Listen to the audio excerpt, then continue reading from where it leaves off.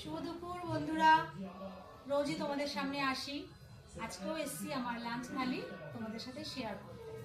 দেখো আমার থালাতে সাদা ভাত দিয়ে রেখেছি, তারপরে দেব পাতলা করে মসুর ডাল, তারপরে দেব বরবটি ভাজা, আর দেব চাল কুমড়ো ঘন্ট, আর দেব ডিমের ঝোল বা ডিম কারি যেটাই বলো, তারপরে দেব ভোলা মাছের ঝাল, আর দেব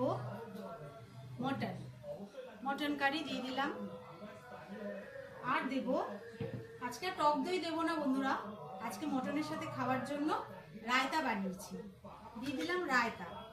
আর ভাতের ওপরেই দিয়ে দেব চাটনি, একটু বাটির নিচটা একটু মুছে দিয়ে এই দিয়ে দিলাম চাটনি, কিশমিশ, কাজু, তারপরে আমসত্ত্ব, খেজুর দিয়ে চাটনি বানানো হয়েছে। তাহলে বন্ধুরা দেখো আমি কি কি দিয়েছি। দেখো দিয়ে দিয়েছি সাদা ভাত, আজকে আর কোনো স্যালাড দিইনি, ভাতের ওপরে আগে থেকেই চাটনিটা দিয়ে রেখেছি।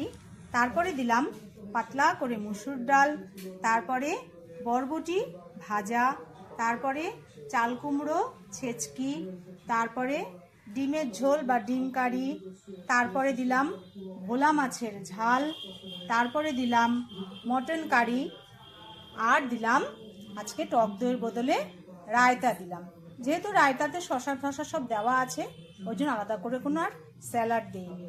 তাহলে বন্ধুরা আমার এই লাঞ্চ থালিটা তোমাদের কেমন লাগলো অবশ্যই জানিও।